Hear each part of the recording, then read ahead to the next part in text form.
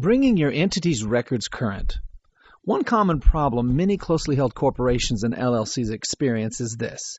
Months go by. Okay, let's just come out and admit it. Years go by and virtually nothing was done that should have been done.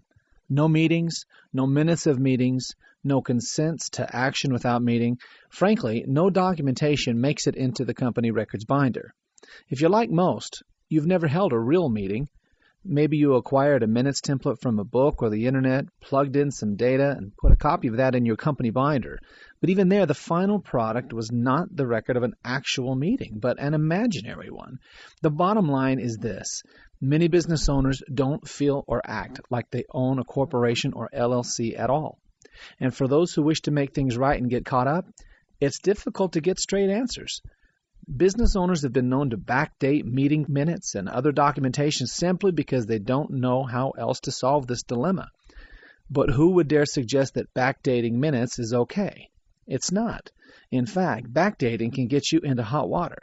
Yes, there may be circumstances where backdating might be legally permissible in cases where the meeting in question actually occurred and transpired exactly as represented.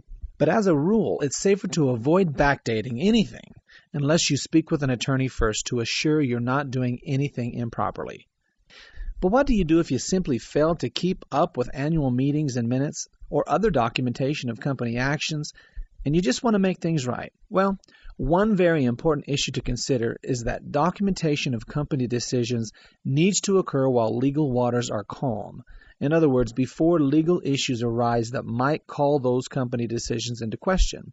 Once a lawsuit or audit arises, any subsequent company action that benefits the business owner could be vulnerable to challenge. One practical approach to bringing records current is to hold a special meeting as soon as possible and address all matters that should have been documented in the past but were not.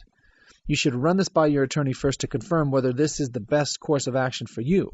For corporations, you should hold both a special shareholder meeting and a special director meeting.